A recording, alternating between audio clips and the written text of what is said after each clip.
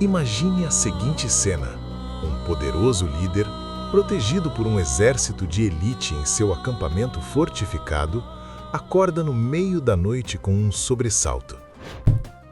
Ao lado da sua cama, cravada firmemente no chão, há uma adaga segurando um bilhete.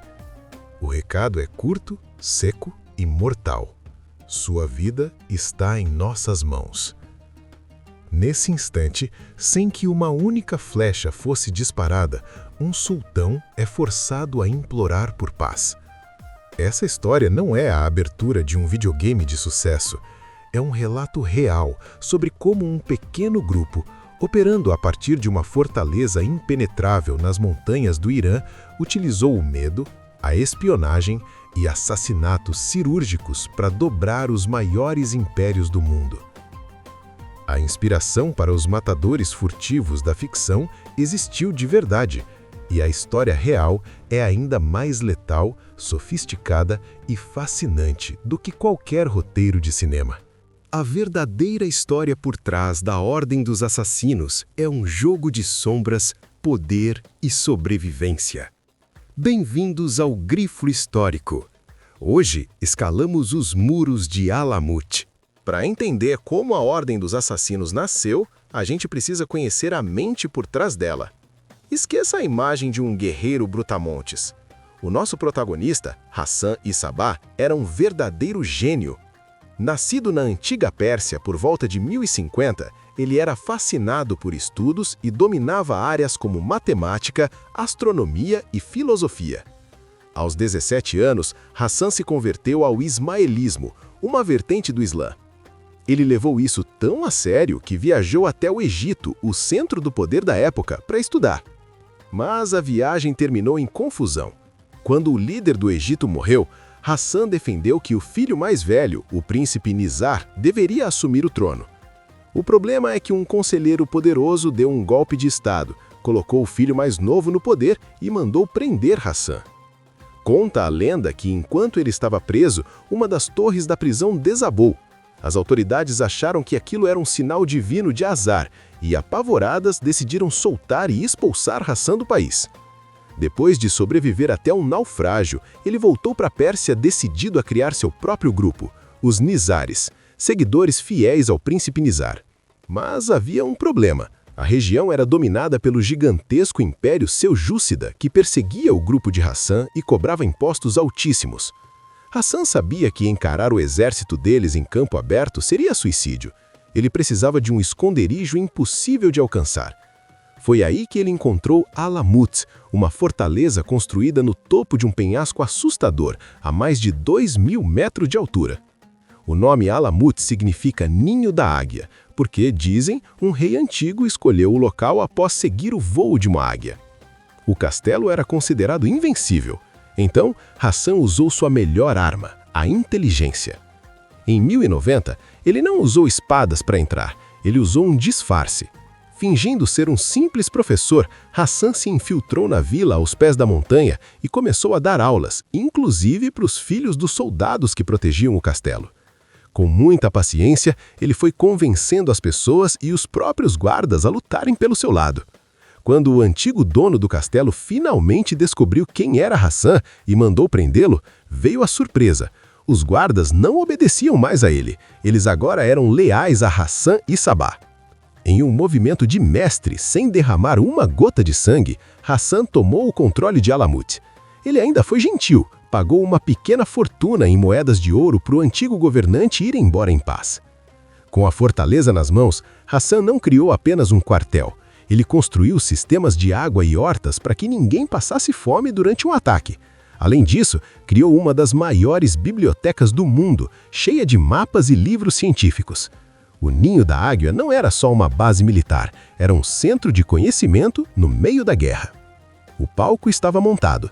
Agora, eles precisavam sobreviver à fúria do maior império do mundo. Com o Ninho da Águia garantido, o pequeno e recém-nascido estado de Hassan tinha um problema colossal. Eles estavam cercados por um mar de inimigos poderosos. Como uma fortaleza isolada, com poucos homens, poderia encarar o gigantesco Império Turco e, mais tarde, até os exércitos dos cruzados europeus? A resposta foi o que chamamos de estratégia do mais fraco contra o mais forte. Em vez de enviar milhares de soldados para morrerem em batalhas em campo aberto, a Ordem criou um jeito de lutar totalmente novo e revolucionário. Eles treinaram uma tropa de elite mortal conhecida como Fidaís, que significa aqueles que estão prontos para dar a vida por uma causa. A especialidade desses guerreiros era a infiltração profunda. Eles eram mestres em se disfarçar para chegar perto de seus alvos. O primeiro grande golpe foi em 1092, contra Nizam al-Mulk, o homem mais poderoso do Império Inimigo. Um assassino da Ordem se disfarçou de monge para se aproximar e o atacou de surpresa, de forma certeira. Mas a genialidade da Ordem não estava apenas em matar. O objetivo era a guerra psicológica. Eles raramente atacavam civis. O foco eram generais e políticos opressores. Esses ataques geralmente aconteciam em público, no meio de feiras ou mesquitas, para passar uma mensagem aterrorizante: ninguém estava a salvo. Muitas vezes, eles nem precisavam derramar sangue para vencer. O poderoso governante turco Ahmad Sanjar, por exemplo, acordou um dia em sua tenda ultra-protegida e encontrou uma adaga cravada no chão, bem ao lado da sua cabeça, com um bilhete de Hassan oferecendo paz. Apavorado com o fato de alguém ter entrado ali sem ser visto, ele aceitou o acordo na hora.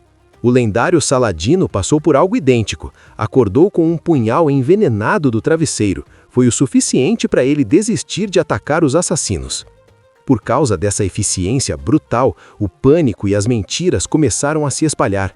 Os inimigos chamavam os seguidores da Ordem de Hashashin, um termo ofensivo que significava algo como escória ou usuários de haxixe.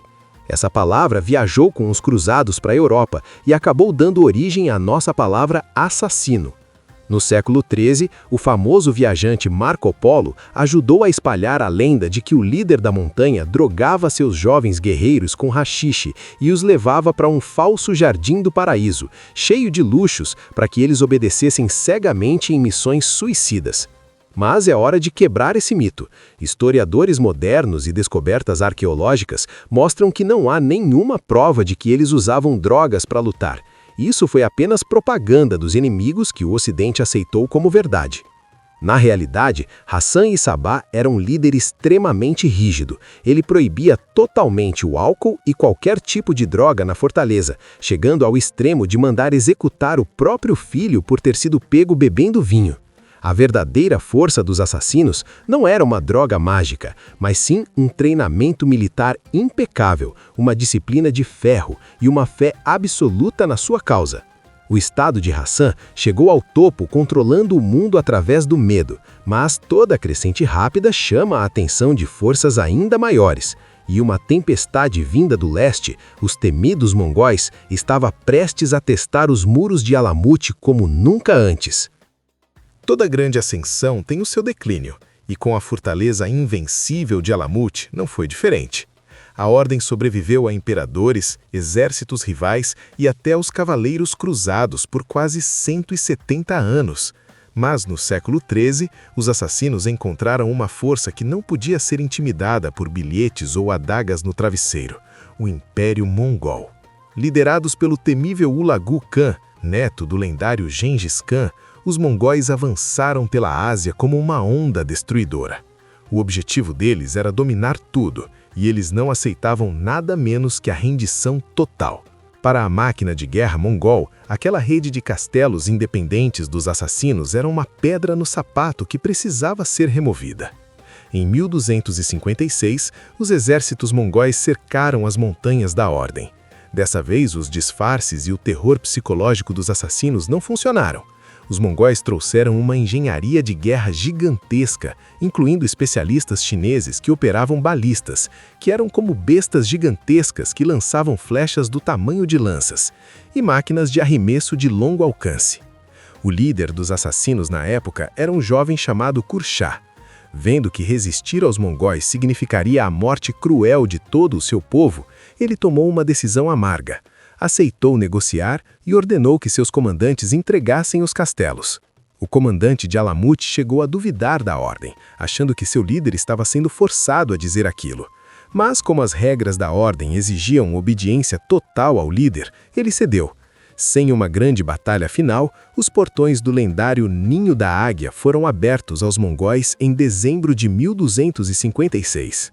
Foi aí que aconteceu a maior perda cultural dessa história. Os mongóis não apenas derrubaram as muralhas, mas também saquearam e queimaram a biblioteca de Alamut. Um historiador chamado Juvaini, que trabalhava para os mongóis e odiava os assassinos, teve permissão para entrar na biblioteca antes do incêndio. Ele salvou o que achou útil, como mapas e alguns instrumentos de astronomia, mas deixou que todos os livros de história, poemas e ensinamentos escritos pelos próprios assassinos fossem transformados em cinzas. Pouco tempo depois, o líder Kurchá foi executado, acabando de vez com o poder político de Alamut. É exatamente por causa desse incêndio que a história dos assassinos chegou até nós cheia de lendas bizarras. Como seus registros foram destruídos, quase tudo que sabemos hoje foi escrito pelos seus piores inimigos. Eles perderam a voz nas chamas de Alamut, e os vencedores ficaram livres para contar a história do jeito que quisessem. Na prática, o estado de Alamut chegou ao fim e foi reduzido a cinzas pelos exércitos mongóis. No entanto, a marca que a ordem deixou no mundo nunca morreu. Na verdade, ela se tornou imortal. Os boatos e as histórias de terror espalhadas pelos inimigos dos assassinos viajaram o mundo todo. Aquele nome ofensivo, Hashashin, foi ouvido pelos cruzados no Oriente Médio e levado na bagagem de volta para a Europa.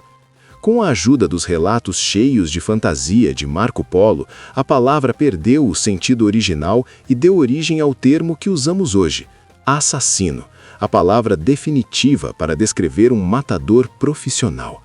Mas não foi apenas o dicionário que eles mudaram. E vale um parêntese aqui.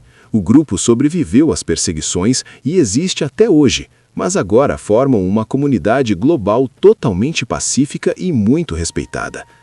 O mistério em torno daquela ordem medieval continua mexendo com a nossa imaginação e moldando a cultura pop. É impossível não ver traços dos guerreiros de Hassan inspirando o povo do deserto no filme Duna ou os matadores sem rosto de Game of Thrones. E claro, a ordem atingiu o auge da fama mundial com a franquia de jogos Assassin's Creed, que apresentou essa guerra silenciosa para uma geração inteira. Em um fim poético, os grandes castelos de Alamut podem ter caído em ruínas há séculos, mas a ideia ousada que nasceu naquelas montanhas continua dominando o mundo até hoje. E aí, você conhecia a verdadeira história cheia de estratégia e perigo por trás da Ordem dos Assassinos? Se você curtiu escalar os muros de Alamut com a gente hoje, não esquece de deixar o seu like no vídeo e se inscrever aqui no canal Grifo Histórico. Isso ajuda demais o nosso trabalho a crescer. Aproveita e comenta aqui embaixo. Qual outra lenda, sociedade secreta ou grande império você quer ver no próximo vídeo? Muito obrigado por assistir, um grande abraço e até a próxima viagem no tempo!